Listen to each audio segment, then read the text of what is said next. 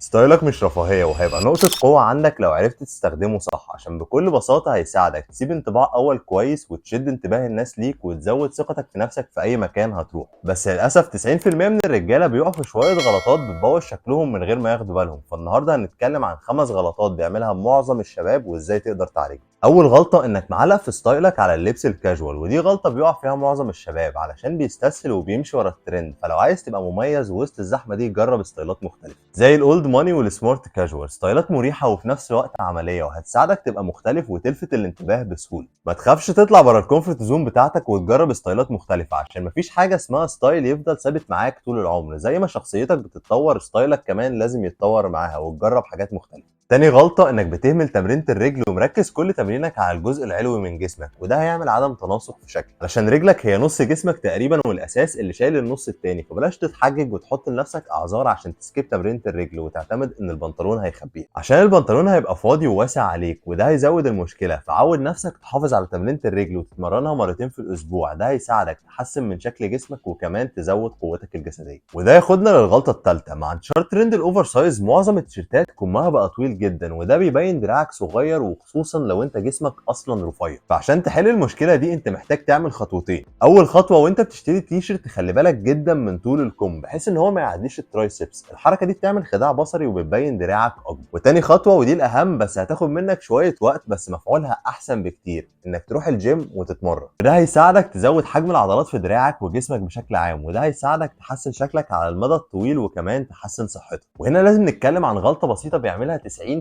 من الناس، ودي الغلطه اللي بتبين الغلطتين اللي فاتوا وبتخليهم ظاهرين جدا وواضحين، وهي انك بتختار لبسك بشكل عشوائي من غير ما تعرف نوع جسمك وايه هي الستايلات اللي بتمشي معاه. والنقطه دي تحديدا انا كنت اتكلمت عنها في فيديو قبل كده، تقدر ترجع له لو عايز. في مقاسات مهمه انت محتاج تبقى عارفها زي محيط صدرك ووسطك وكمان طول رجلك، دي مقاسات هتساعدك تختار الستايلات المناسبه ليك وكمان هتسهل عليك شراء اللبس اونلاين. وبكده نكون وصلنا لاخر غلطه، وهي انك مركز في لبسك كله على لون او اتنين ومش بتغيرهم، فبعد شويه شكلك بيبقى ممل. عشان كده اتعلم ازاي تنسق الوان لبسك مع بعض وتختار الالوان اللي بتليق على لون بشرتك. فلو بشرتك غامقه جرب الوان زي الازرق السماوي والبيج والرمادي الفاتح، هيليقوا جدا عليك. وابعد عن الوان زي البني علشان شكلك هيبقى باهت وكانك تعبان. اما بقى لو انت قمحي فانت من اكتر الناس المحظوظه عشان معظم الالوان هتليق عليك بسهوله، بس خلي بالك وابعد عن الاصفر ودرجات البني القريبه من بشرتك. والاصحاب البشره الفاتحه خليك في الالوان الغامقه زي الكحلي والرصاصي الغامق. وللصيف ممكن تجرب الوان زي الازرق السماوي والمنت جرين، هيليقوا عليك جدا. ابعد عن الالوان اللي زي الابيض والروز الفاتح علشان شكلها مش هيبقى حلو عليك. ولو عايز تسهل الموضوع على نفسك وما تفكرش كتير في لون بشرتك وتنسيقات الالوان اللي بتمشي معاه، خليك في الالوان المحايده، تنسيقها سهل وكمان تقدر تعمل منها اكتر من ستايل بسهوله. في الاخر عايز اقول لك انك تعلي ستايلك مش حاجه صعبه، بس هتحتاج منك شويه اهتمام. وكل غلطه من الغلطات اللي اتكلمنا عنهم تبان بسيطه، بس لما جمعتهم كلهم مع بعض الدنيا باظت. لو عايز تعرف ازاي تعلي ستايلك وتحسن من شخصيتك وشكلك ما تنساش تعمل سبسكرايب وتفعل الجرس.